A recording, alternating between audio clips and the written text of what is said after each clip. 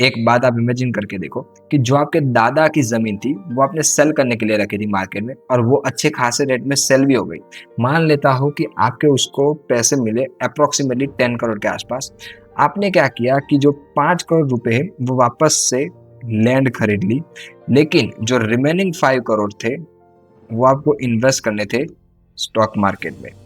लेकिन अब उसमें एक बड़ी दिक्कत थी कि स्टॉक मार्केट जो है वो आपको नहीं समझ आ रहा था कि अभी ऑल टाइम हाई के आसपास चल रही है या फिर यहाँ पे बॉटम आउट हो चुकी है या फिर यहाँ से एक ऊपर की तरफ रैली आ सकती है या फिर नीचे की तरफ रैली आ सकती है। आपके माइंड में जितनी भी कंफ्यूजन दौड़ रही है, इसका मैं आपको एक सिंपल स्ट्रेटेजी से आंसर देने वाला हूँ जिसका नाम है STP।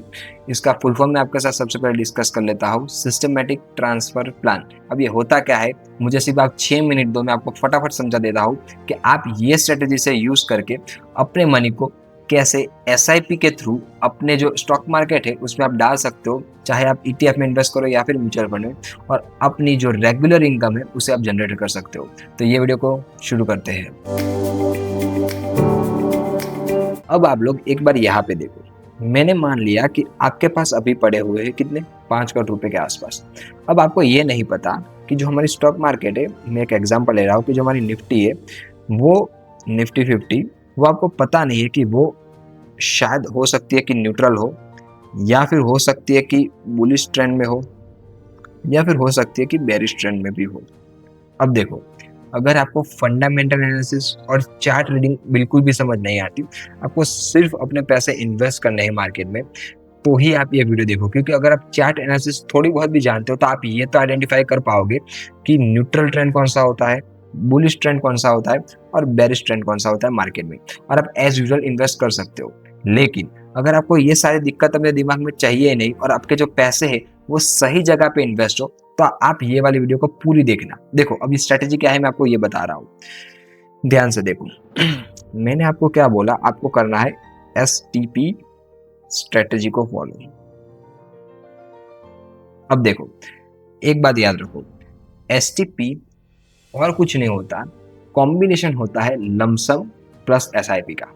मैं आपको यहाँ पे दिखाता हूँ, देखो, लमसम, जिसको आप लमसम भी नहीं पता, लमसम का मतलब ये होता है कि आप वन टाइम इन्वेस्टमेंट करते हो मार्केट में, बाद में आप उसमें कोई भी और मनी अपना ऐड नहीं करते। जब भी आपकी मैच्योरिटी डेट होगी, मतलब मान लो कि आपने यहाँ से 25 साल के बाद ऐसा सोच के रखा है कि मैं ये पैसे को रिडीम करूंगा, तभी आप अपने सिर्फ पैसे को रिडीम करोगे, तब तक आपने एक और रुपया इसमें ऐड भी नहीं करोगे। समझ आ गया?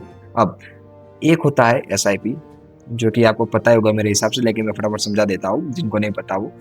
आप SIP का मतलब होता है सिस्टमेटिक इन्वेस्टमेंट प्लान। देखो, आप लोग क्या करते हो, हर एक मंथ ऑन मंथ अपने कुछ रुपए जो आप अपने सैलरी से सेव कर सकते हो, वो इन्वेस्ट करते हो मार्केट में या फिर कोई भी म्यूचुअल फंड या फिर ETF में, जो आपको अच्छा लगता हो। ओके, ये इसमें एक बड़ी दिक्कत पता है क्या आती है, जो अगर आप एवरेजिंग की बात कर रहे हो, मतलब अगर हमारी जो मार्केट है वो गिर रही है, तो आपको SIP मेरे हिसाब से ज़्यादा बेनिफिट देगी। लेकिन अगर मार्केट बॉटम आउट हो चुकी है या फिर न्यूट्रल है या फिर एक बुलिश ट्रेंड में है, तो आपको लमसम ज़्यादा पैसा कमा के देगा। इसका एक तोड़ मैं आपको बता रहा हूँ, STP। STP क्या करता है, ये दोनों का कॉम्बिनेशन है। अब ध्यान से देखना, आपको क्या करना है, आपके पास अचानक से आ गए 5 करोड़ रुपए। ओके, मान लेता हूँ मैं, देखो, अचानक से आपके पास इन्वेस्टमेंट अमाउंट कितनी खड़ी हो गई है, 5 करोड़ रुपए। यहाँ पे आपको 5 करोड़ आपको लमसम में इन्वेस्ट कर लेने हैं। लेकिन लमसम में आप जब इन्वेस्ट करते हो तो एक बात याद रखना कि आपको 5 करोड़ रुपीस को, मैं इसको थोड़ा एडवांस लेके जा रहा हूँ आपको, और जितने भी यूट्यूबर्स हो गए वो STP को डेट या फिर लिक्विड फंड में ही इन्वेस्ट करने को बोलेंगे, लेकिन मैं इसको थोड़ा और एडवांस लेके जा रहा हूँ, थोड़ा रिस्की ये स्ट्रेटेजी में बता रहा हूँ। लेकिन हाँ, इसमें आपके रिटर्न भी थोड़े ज़्यादा बनेंगे, ये आपकी चॉइस पर डिपेंड करता है। देखो, मैं थोड़ा रिस्की वाला इन्वेस्टर हूँ, इसलिए मैं आपको ऐसी स्ट्रेटेजी बता रहा हूँ। इसको मैं कर रहा हूँ 2 हिस्सों में डिवाइड। देखो, 5 करोड़ के 4 CR आपको इन्वेस्ट कर लेने हैं, कहाँ पे, डेट में। आप डेट में करो, लिक्विड फंड में करो, किसी में भी करो, जिसके आपको रिटर्न में मान के चल रहा हूँ 6 से 7% के आसपास आपको आराम से मिल जाएंगे। ओके, अब बचे हुए 1 CR आपको इन्वेस्ट करने हैं, या तो आप कर सकते हो निफ्टी 50 के ETF में, या कर सकते हो, अगर आप यंग हो तो मेरी बात मानो, मिड कैप के ETF आते हैं, उसमें आप इन्वेस्ट करो तो आपके जो रिटर्न होंगे वो ज़्यादा बनेंगे, नो डाउट रिस्क भी ज़्यादा रहेगा। लेकिन अगर आप यंग एज के हो, मतलब आप अंडर 30 आते हो, तो आप मिड कैप के ETF में भी इन्वेस्ट कर सकते हो। तो यहाँ पे आप करोगे डायरेक्ट इन्वेस्टमेंट, मैं ऐसा लिख रहा हूँ, डायरेक्ट इन्वेस्टमेंट आप कोई भी ETF में कर सकते हो। देखो मैं ETF को प्रीफर करता हूँ, म्यूचुअल फंड को इतना ज़्यादा प्रेफरेंस नहीं दे रहा। आप चाहो तो म्यूचुअल फंड में भी इन्वेस्ट कर सकते हो, वो आपकी चॉइस है। लेकिन ETF में आपका एक्सपेंस रेशियो वो कम लगता है, इसलिए मैं आपको बता रहा हूँ। अब आप लोग यहाँ पे देखो, अब SIP आपको कैसे करनी है। देखो, आपको ये नहीं पता कि मार्केट अभी बुलिश है, बेरिश है या फिर न्यूट्रल है। आप लोग क्या करोगे, जो ये 5 CR थे उसको आपने 2 हिस्सों में डिवाइड किया, 4 and 1। अब ये 1 करोड़ का आपको भूल जाना है। मान लेता हूँ मैं आपकी मैच्योरिटी डेट आपने माइंड में सेट करी थी कि मैं 25 साल के बाद इसको रिडीम करूंगा, तो 25 साल तक आप ये पैसे को भूल जाओ, 1 करोड़ को। ओके, अब आपको 4 CR को कैसे डिवाइड करना है मैं आपको ये समझाता हूँ। तो अब आप लोग अपना कैलकुलेटर निकाल दो। आपको क्या करना है, यहाँ पे मैंने आपको 4 करोड़ अभी भी आपके पास बाकी पड़े हुए, मतलब बाकी आपके पास डेट में पड़े हुए। आपको ये जो डेट के रुपीज है वो आपको धीरे धीरे करके इन्वेस्ट करने हैं SIP के थ्रू ऑटोमेटिकली। कब तक, यहाँ पे देखो, कैलकुलेटर अगर आपने निकाल दिया तो एक काम करो, कैलकुलेशन आप कर लो, 4 CR बाय 25 ईयर्स, तो आपके पास अप्रोक्सीमेटली आएंगे 16 लाख के आसपास, अगर मैं गलत नहीं हूँ तो। देखो, आपको क्या करना है, यह मैं एक एग्जांपल ले रहा हूँ, आपके अमाउंट से आप फॉर्मूला यही सेम रहेगा, सिर्फ आपकी जितनी भी अमाउंट आ रही है, मान लो आप 1 करोड़ से करना चाहते हो, 10 करोड़ से करना चाहते हो, कि कोई 100 करोड़ से करना चाहता है, डिवाइड की एप्लीकेशन यही रहेगी। जितने भी आप साल इन्वेस्ट करना चाहते हो उतने साल आप इसको डिवाइड कर लेना, जिससे आपका क्या होगा, एक एवरेज निकल जाएगी, जिसे आप हर ईयर इतना इन्वेस्ट कर सकते हो। अब मेरी यहाँ पे एवरेज क्या आ रही है ये देखो, मैं हर ईयर 16 लाख रुपए SIP के थ्रू इन्वेस्ट कर सकता हूँ। अगर मुझे इसका और थोड़ा ब्रेकडाउन चाहिए तो मैं क्या करूँगा, इसको और डिवाइड बाय 12 कर लूँगा, मतलब यहाँ पे मेरी मंथली SIP आ जाएगी। फॉर एन एग्जाम्पल, यहाँ पे अगर मैं डिवाइड बाय 12 करता हूँ तो 1.2 के आसपास आएगी मेरी मंथली SIP। ओके, अब मतलब 1.2 लैक्स के आजू बाजू आएगी, ऐसा हो तो मैं लिख देता हूँ।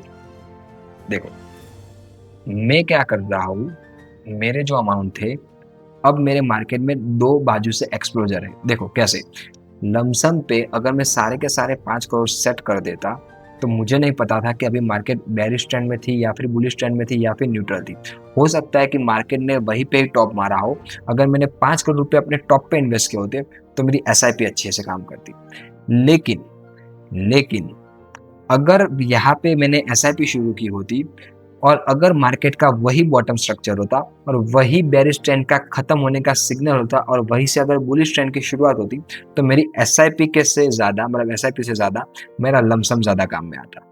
तो यहाँ पे मेरे में जो रिस्क टू रिवॉर्ड रेशियो था वो इतना सेट नहीं हो रहा था, अगर मैं एनालिसिस में इतना ज़्यादा एडवांस नहीं हूँ। लेकिन अगर आपको चार्ट रीडिंग बिल्कुल भी नहीं आती और फंडामेंटल एनालिसिस भी बिल्कुल भी नहीं आती, तो आप ये वाली सिंपल स्ट्रेटेजी यूज़ करके आप उतने ही रिटर्न आराम से कमा सकते हो या फिर ज़्यादा भी कमा सकते हो। कैसे, आपने यहाँ पे क्या किया, 1 करोड़ रुपीज़ इन्वेस्ट कर लिए।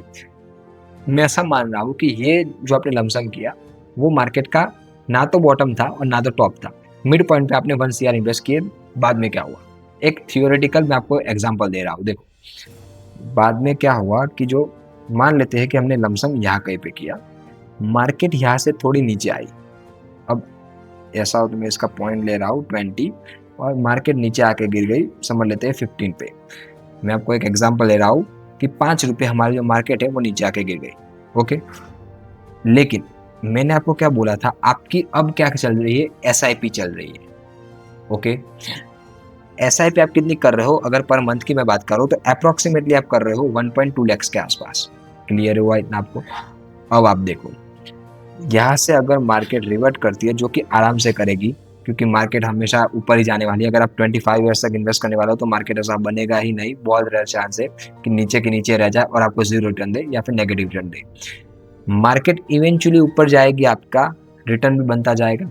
अब आपके ज़्यादा रिटर्न क्यों बनेंगे, जो सिंपल STP करते हैं उनसे बढ़िया रिटर्न आपके क्यों बनने वाले, क्योंकि आपने यहाँ कहीं पे 1 CR का तो लमसम करके रखा हुआ था।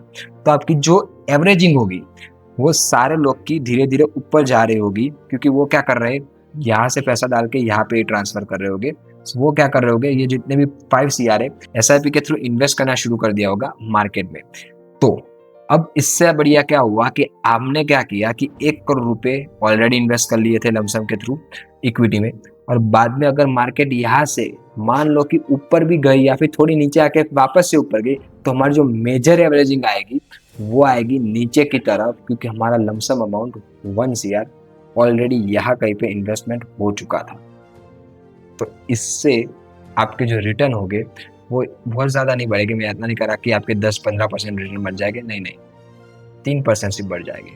और अगर आप SIP कैलकुलेटर पे जाके एक बार सिर्फ टाइप करना 12% रिटर्न वर्सेस 15% रिटर्न, एक बार आप सिर्फ कैलकुलेट करना, ये जितने भी मैंने आपको थियोरेटिकल एग्जांपल बताया हो, एक बार लिखना सिर्फ SIP कैलकुलेटर, कोई भी आप SIP कैलकुलेटर पे जाकर देखो 12% पे क्या रिटर्न आपके बन रहे हैं और 15% के क्या रिटर्न बन रहे हैं 25 साल के बाद। आप शॉक हो जाओगे, बाद में मुझे कमेंट करके बताना कि कितने रिटर्न बन रहे थे। अब आगे बढ़ता हूँ मैं, यहाँ पे देखो आपने ये जितना भी काम किया उसमें से आपको मैं एक एडवांस टिप दे रहा हूँ। देखो आप लोग क्या कर सकते हो कि जो SIP में इन्वेस्टमेंट आपकी हो रही है उसको भी थोड़ा डाइवर्सिफाई करो। कोई भी एक पर्टिकुलर ETF या फिर म्यूचुअल फंड में इन्वेस्टमेंट बंद करो, 3 से 4 अलग अलग फंड चूज करो, जिससे आपका जो रिस्क टू रिवॉर्ड रेशियो है वो और बेटर हो जाए। कैसे? देखो मान लेता हूँ कि मैं ETF में इन्वेस्टमेंट करता हूँ, तो मैं करूँगा निफ्टी 50 के ETF में, मैं यहाँ पर लिख रहा हूँ।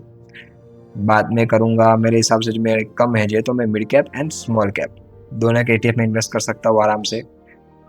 मुझे एग्रेसिव थोड़ा जाना है, मुझे थोड़ा और एग्रेसिव अगर खेलना है तो मैं इन्वेस्ट कर सकता हूँ हैंग सेंग में। मतलब आउट ऑफ द कंट्री के ETF में भी आप सब इन्वेस्ट आराम से कर सकते हो। लिस्टेड है ये हमारे इंडियन स्टॉक मार्केट पे, आप चेकआउट कर सकते हो। बहुत सारी AMC इससे ट्रेड भी करती है। देखो अब मेन चीज आती है कि आपके पोर्टफोलियो में एक ऐसा कमोडिटी होना चाहिए जो आपके पोर्टफोलियो को हेज करके चले। मतलब अगर करेक्शन आता है मार्केट में तो आपका पोर्टफोलियो एकदम से लाल ना हो जाए। कोई ऐसा सेक्टर होना चाहिए जो आपका पोर्टफोलियो को बचा के रखे। वैसे निफ्टी 50 आपका पोर्टफोलियो आराम से बचा देगा अगर आप होल्ड करते हो तो, लेकिन अगर आपके पोर्टफोलियो में एक कमोडिटी रहेगा, मतलब कोई भी गोल्ड रख लो, सिल्वर रख लो या फिर कॉपर रख लो, वो आपकी चॉइस है। मुझसे पूछोगे तो मैं गोल्ड को प्रीफर करता हूँ क्योंकि लेस वॉलेटाइल है, इसमें इतने तेजी से ऊपर या फिर नीचे की तरफ इतने मूव नहीं आते, तो मैं गोल्ड को प्रीफर करूंगा। आप कोई भी रख सकते हो, लेकिन एक रखना जरूर। हाँ, इसकी वेटेज आप कम ज्यादा कर सकते हो, मान लो इसकी 10% हो, बाकी की आप रख सकते हो 30%, 30%, 30%, वो आपके ऊपर है। लेकिन एक जरूर से रखना, क्योंकि वॉलेटाइल जब रहेगी मार्केट तब आपको यही गोल्ड और सिल्वर ही आपको बचा के रखेगा और पॉजिटिव रिटर्न भी शो कर रहे होंगे। तो समझ आ गया होगा मेरे हिसाब से आप सब लोग को। मैंने इतना सिंपल तरीके से आप सबको समझाया है कि मेरे हिसाब से कोई 8th स्टैंडर्ड का बच्चा भी आराम से सीख जाएगा कि STP होता क्या है। और अगर उसके पास अचानक से 1000 रुपये भी आ जाते हैं तो वो भी ये वाला फॉर्मूला यूज करके मार्केट में कैसे बनाया जा सकता है प्रॉफिटेबल, वो भी लॉन्ग टर्म में, और 12% की जगह 15% रिटर्न CAGR कैसे निकाले, वो भी मैंने आपके साथ डिस्कस कर लिया है। तो अगर आपको ये वीडियो अच्छी लगी हो तो मुझे लाइक एंड सब्सक्राइब करते हुए जाना, और ये वाली वीडियो को अपने दोस्तों के साथ भी शेयर करते हुए जाना।